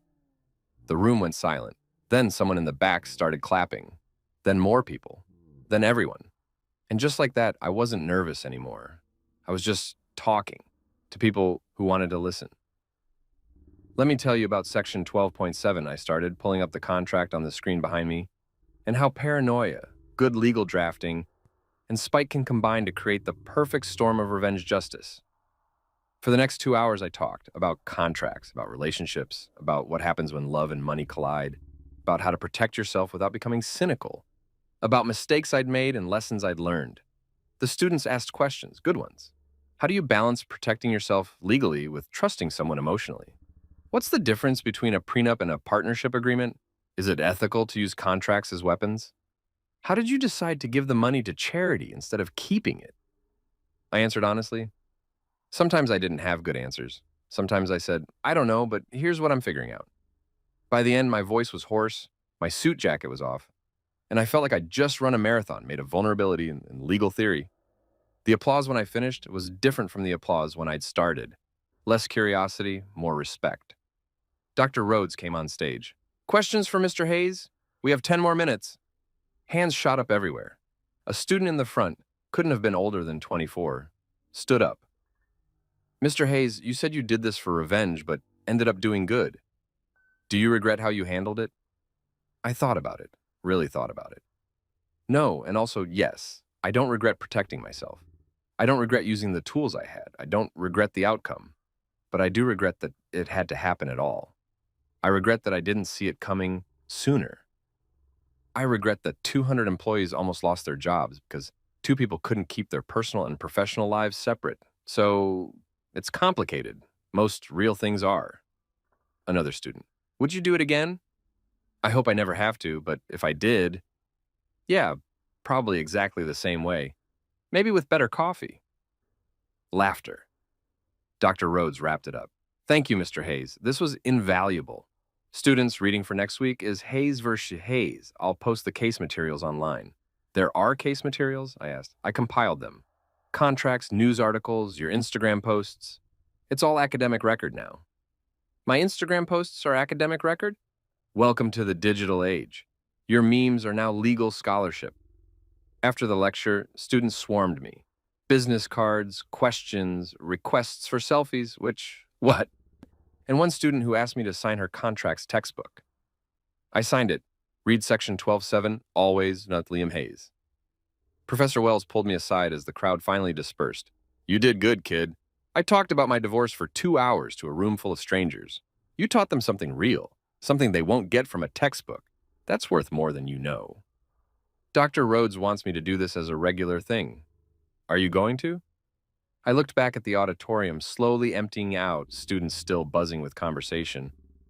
Yeah, I think I am. Good. The world needs more lawyers who know how to be human. You're getting there. Thanks, I think, she smiled. That was a compliment. Don't ruin it by overthinking. My phone buzzed. A text from Isabella. Isabella, saw the photos from your lecture. You looked very professorial and only slightly dead inside. Progress. Also, we got 3 more clients today who specifically asked for that lawyer from the news. You're a brand now. Deal with it. Me. I hate everything about being a brand, Isabella. Too bad. Brand Liam is bringing in clients and donations. We're keeping him. Also, you're doing intake tomorrow at 9 a.m. because yes, Martinez is still sick and we're still drowning. Me. This is volunteer work. I don't have to show up. Isabella. And yet you will. Because you're becoming a good person and it's too late to stop now. She was right. Damn it. 3 weeks after the lecture, my life had settled into something resembling routine. Mornings at Ford Collective Consulting, yes, I kept the company. No, I still don't know what I'm doing with it. Afternoons at Torres Legal Collective, evenings doing intake interviews or prep work, or occasionally remembering to eat something that wasn't takeout. It was exhausting and messy and nothing like my old life. It was also kind of great. Then my phone rang on a Tuesday morning. Unknown number. I almost didn't answer. But something, instinct, curiosity, or just bad decision-making, made me pick up. Liam Hayes. Silence, then, it's me. I knew that voice. 7 years of marriage trains your ear to recognize someone's voice even when they're trying to sound calm and actually sound terrified. Mara, don't hang up, please. I need to talk to you in person, one time. Then I'll leave you alone forever. I should have said no, should have hung up. Should have maintained the boundary I'd built with lawyers and block numbers and sheer stubborn will. Instead, I said, when? Today? Tomorrow? Whenever you have time. I know you're busy. Today, 2 p.m. But not anywhere near my office or my apartment or anywhere I go regularly. Where then? I thought about it. You know that terrible coffee shop in Soho? The one we used to go to when we first started dating? The one with the burnt coffee and the weird art on the walls? Cafe Existential Crisis? That's the one. I thought you hated that place. I do, but it feels appropriate for this conversation. Okay, 2 p.m. I'll be there. She hung up. I stared at my phone for a solid minute, wondering if I'd just made a huge mistake. Isabella walked by my desk. You look like you've seen a ghost. Worse. I just agreed to meet with Mara. She stopped, sat down. Why? I have no idea. Temporary insanity, curiosity, a need for closure that I'm too emotionally stunted to achieve on my own. All valid reasons. You want backup? I can sit at another table and pretend to read while actually monitoring the situation in case she tries to poison you or serve you papers. I appreciate the offer, but I think I need to do this alone. Healthy boundaries. Look at you, growing. She paused. But seriously, be careful. She hurt you. Don't let her hurt you again just because she wants to feel better about herself. That's actually really good advice. I know, I'm full of good advice.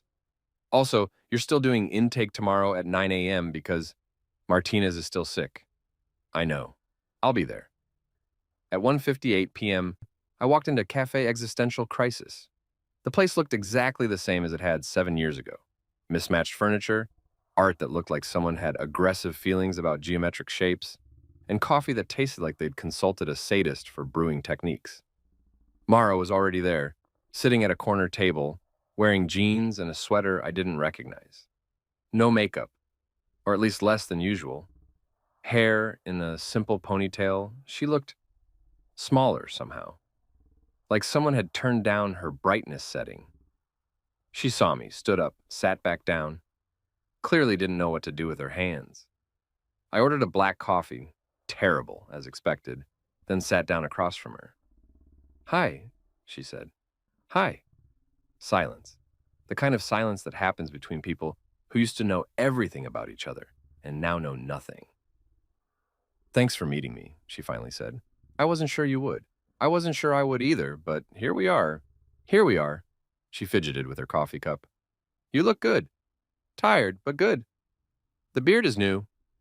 I'd forgotten I'd stopped shaving regularly. Too busy saving the world, or at least helping a few people in Brooklyn. Yeah, laziness is disguised as style. It works. More silence. Mara, why did you want to meet? She took a breath. I wanted to apologize. Really apologize. Not a text message apology or a voicemail apology or whatever bullshit corporate speak apology my lawyers tried to draft. A real one. Okay. I'm sorry for the affair, for how I told you, for not having the courage to end things properly before I started something with Elliot, for humiliating you at work, for taking you for granted, for treating our marriage like a business arrangement that I could just opt out of when something better came along. She was crying now, not dramatic crying, just quiet tears that she kept wiping away like she was embarrassed by them. I was selfish. I convinced myself that I deserved to be happy and that my happiness was more important than your feelings or our vows or basic human decency. I told myself you wouldn't care that much because you were always working, always busy, always in your own world. But that was bullshit. I knew you'd care. I just didn't want to deal with it. I sipped my terrible coffee, let her talk. When you pulled the investment, I was furious. I thought you were being vindictive and cruel. I told everyone who would listen that you were a monster, that you were destroying people's livelihoods out of spite. She laughed bitterly. But then I actually read Section 12.7, really read it, and I realized you'd written that clause 3 years ago, before anything happened with Elliot.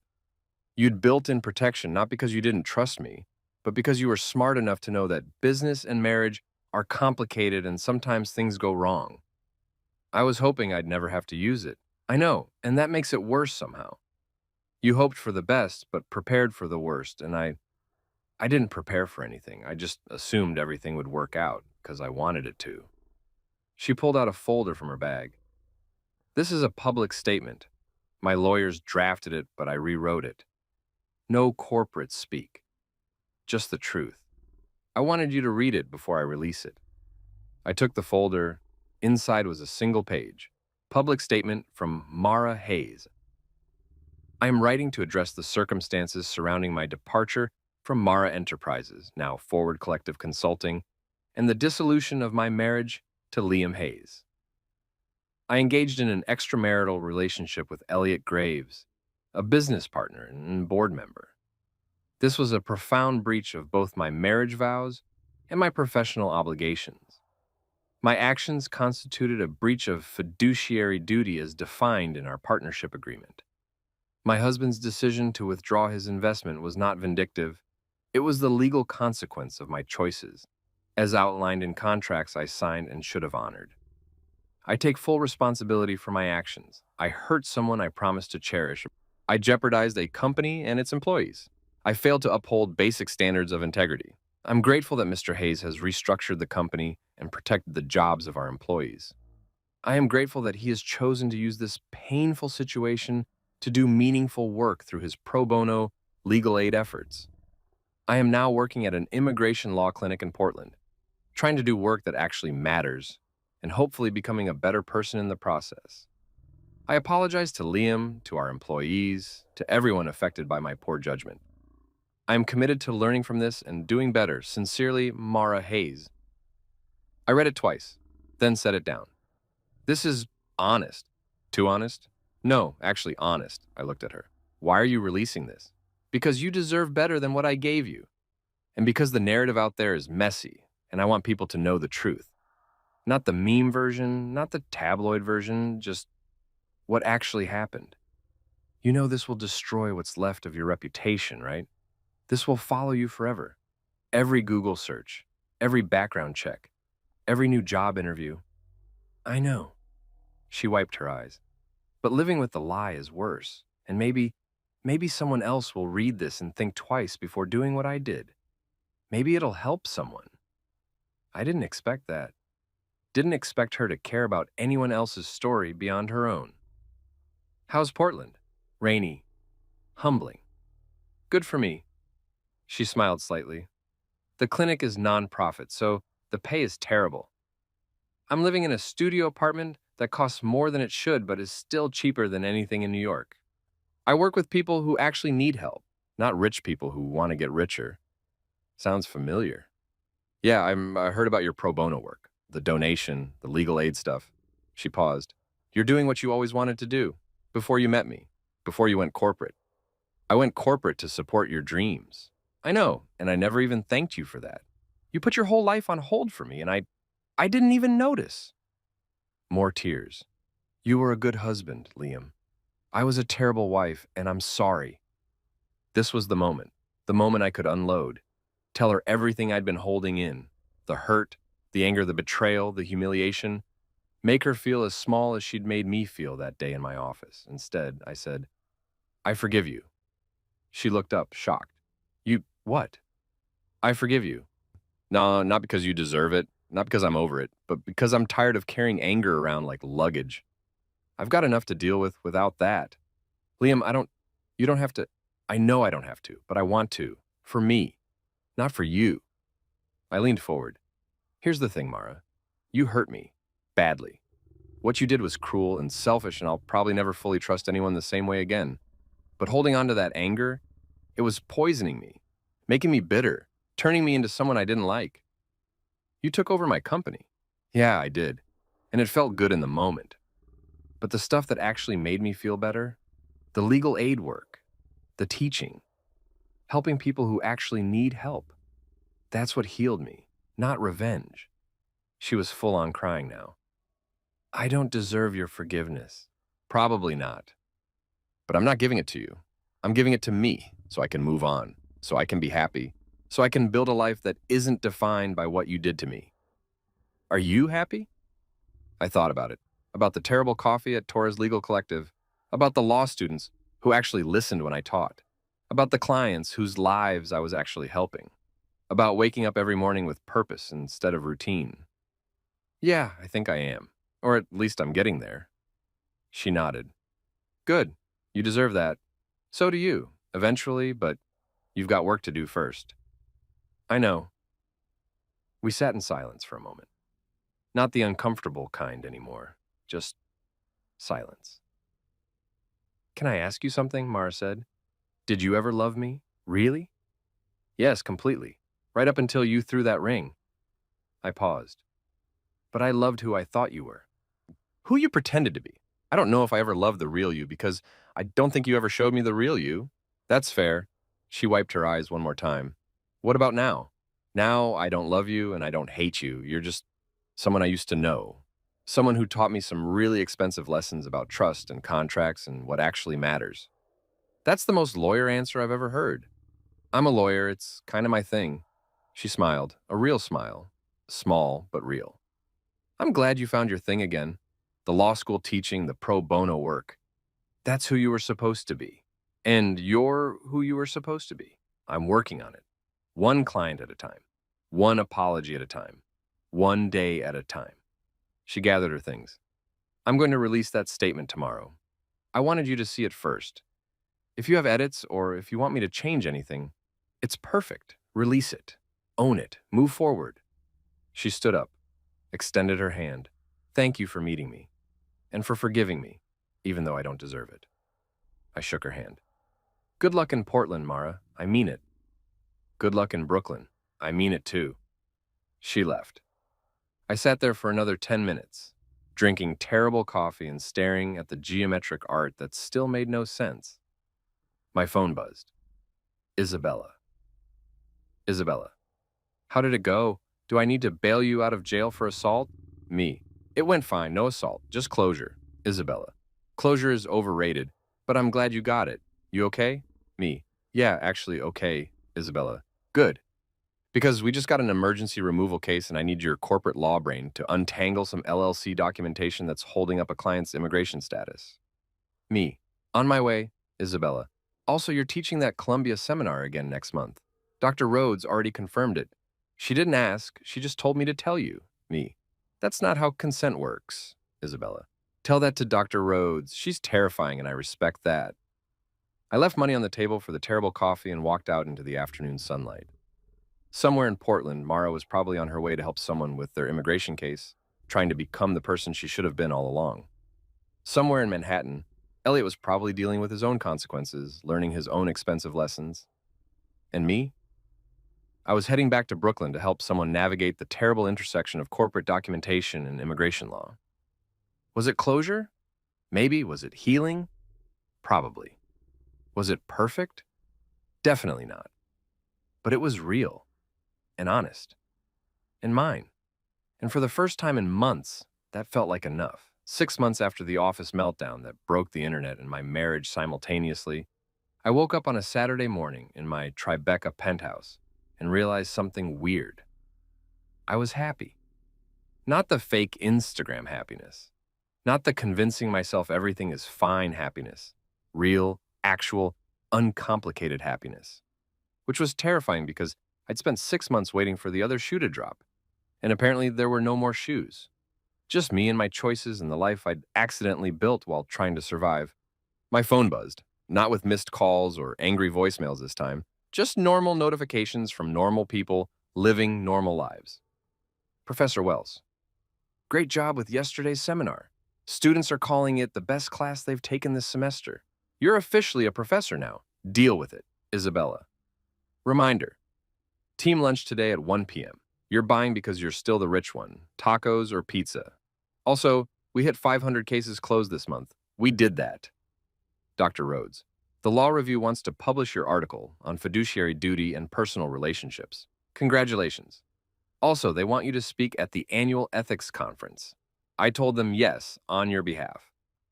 Mom, saw your picture in the Times, very handsome. When are you bringing someone nice to Sunday dinner? Love you, Mom. I smiled. Actual smile, not the I'm about to destroy someone legally smile. Just happiness. I made coffee, good coffee, from the expensive machine that I'd kept after selling most of Mara's furniture to a consignment shop, and walked to my study. The wall safe was still there. The binders were still there, but I hadn't opened it in 3 months. Didn't need to. The contracts were signed, the company was running, the past was past. On my desk, a stack of files from Torres Legal Collective, client cases, real people with real problems, a woman fighting eviction, a family navigating asylum proceedings, a veteran trying to get his benefits reinstated. Next to that, lecture notes for next week's Columbia class. Advanced contract drafting, protecting yourself without becoming cynical. And next to that, a card, handmade, construction paper and glitter, like a kindergartner made it but with better handwriting. Dear Mr. Hayes, thank you for helping my mom stay in America. You're a real superhero. Sophia, age 7. I'd helped Sophia's mom with an emergency stay of removal. We'd won. The family stayed together. And Sophia had made me a card with a drawing of me in a cape, holding a gavel like Thor's hammer. That card was worth more than every corporate bonus I'd ever received. My laptop dinged. Email from Richard Chen. Subject, Q3 report. Forward Collective Consulting, Mr. Hayes. Attached is the quarterly report for Forward Collective Consulting. Summary. Revenue, 4.2 M. Up 18% from previous quarter. Client satisfaction, 94%. Employee retention, 100%. All former MEC employees chose to stay. Pro bono hours contributed, 1,247. Community partnerships, 12 new nonprofit clients. The company is thriving under your leadership. The rebrand was successful. The mission-driven approach has attracted higher quality clients and media attention. Congratulations. Richard Chen. I'd accidentally built a successful company while trying to destroy one. The universe had a weird sense of humor. My phone rang. Unknown number. I almost didn't answer, but curiosity won. Liam Hayes. Mr. Hayes, this is Jessica Martinez from the MacArthur Foundation. We'd like to discuss a potential fellowship grant for your work in combining corporate law expertise with legal aid. I listened. They wanted to give me money, a lot of money, to keep doing exactly what I was already doing. Apparently, petty philanthropy had become innovative legal practice when you did it for 6 months straight without screwing up? I said yes. Because at this point, why not? The universe was clearly on some kind of generosity kick, and I wasn't going to argue. After the call, I opened Twitter. The memes had mostly died down, replaced by new internet drama. Some celebrity had done something stupid, as they do. But occasionally, someone would still post, some law student, just finished reading Hayes v. Hayes in my contracts class. This man really said, you throw a ring, I throw a company, and I respect that. Random person. Remember when that lawyer took over his ex-wife's company and then became a philanthropist? What a wild ride. Anyway, happy Saturday. I'd become a footnote, a case study, a meme that occasionally resurfaced. And honestly, that was fine. I didn't need to be famous. I just needed to be useful. At 1 p.m., I walked into this taco place in Brooklyn that Isabella had declared the best in New York. Every New Yorker thinks their taco place is the best. This one actually was. The whole Torres Legal Collective team was there. Isabella, Martinez, finally recovered from whatever plague he'd had, 3 paralegals, 2 volunteer lawyers, and Lena. Yes, Lena Cross, Mara's former assistant. After everything imploded, she'd updated her resume like I'd suggested. Applied to 20 places, got offers from 15. Chose Torres Legal Collective because, in her words, I'm tired of working for people who treat employees like disposable commodities. She was good. Really good. Organized, efficient, empathetic. Everything you want in a legal assistant and more. Boss man, Martinez called out, you're late and you're buying, so order up. I'm not your boss. Isabella's your boss. Isabella doesn't have corporate money. You have corporate money. Therefore, you're buying tacos. Fair logic. I ordered enough tacos to feed a small army because the Torres Legal Collective team ate like they were preparing for hibernation. We squeezed into a booth designed for 4 people, somehow fitting 7, which was a fire hazard, but also exactly the kind of chaos that defined nonprofit work. All right, team, Isabella said, pulling out a folder. We have good news and more good news. First good news. We closed 500 cases this month. That's a record. We're actually helping people. Applause. Genuine applause. The kind that happens when people care about what they're doing. Second good news. Thanks to Liam's donation and the MacArthur Fellowship, he just won. How did you already know about that? I got the call an hour ago. I have my sources. She grinned. Thanks to all that, we're opening 2 more offices. Queens next month, Bronx in the spring. We're also hiring 6 more lawyers and doubling our paralegal staff. More applause. Lena was crying happy tears. Martinez was trying not to cry, but failing. Third good news, Isabella continued. Liam's going to be teaching a class at Columbia that's specifically about preparing law students for nonprofit work. Half of the students who take the class will intern here. We're building a pipeline. I am? You are. Dr. Rhodes emailed me yesterday. She's very bossy and I like her. She's terrifying. Same thing.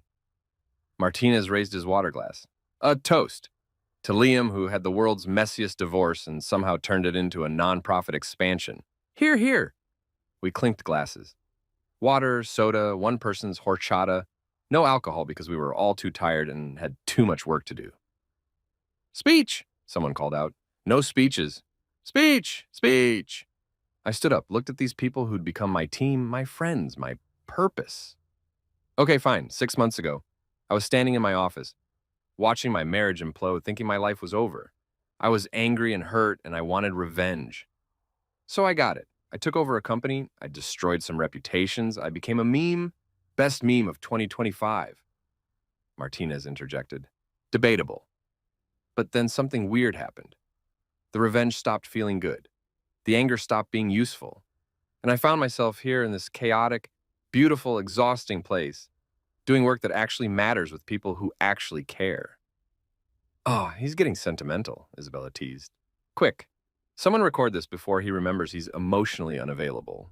I'm not emotionally unavailable. You literally blocked your ex-wife's number and refused closure for 3 months. I gave her closure eventually, only after she hunted you down like a very polite stalker. Everyone laughed, including me. My point is, I continued, you don't have to have your life figured out. You don't have to have a perfect plan. Sometimes you just have to survive something terrible and then look around and ask, okay, what now? And if you're lucky, really lucky, you find people who help you answer that question. Group hug. Lena announced, because apparently we were that kind of team now. We group hugged in the middle of a taco restaurant, like a bunch of emotionally healthy adults who'd forgotten how to be cynical. It was embarrassing and perfect. That evening, I walked home through Brooklyn as the sun set over Manhattan. The city was doing its thing, millions of people living their lives, fighting their battles, surviving their dramas. I stopped at a newsstand. There, about on the cover of New York Magazine, The Revenge Lawyers, how a new generation is using legal skills for social good. I wasn't on the cover, thank God, but I was mentioned in the article. A sidebar about creative legal approaches to systemic problems. I bought a copy, not for me, for my mom, who would frame it and show it to everyone at church, despite me asking her not to. Back at the penthouse, I made dinner. Actual dinner. Not takeout. I was learning to cook because apparently personal growth includes remembering to feed yourself with real food. The sunset was doing that thing where it turned the city gold. My phone was silent. No emergencies, no crises, just peace. I thought about Mara, probably in Portland right now, helping someone navigate an impossible situation, slowly becoming a better version of herself. I thought about Elliot, no idea where he was, didn't care. He was someone else's problem now. I thought about Section 12.7, the clause that changed everything, the paranoia that paid off, the protection that became a weapon, that became a catalyst. My laptop was open on the coffee table. I had emails to answer, cases to review, lectures to prep.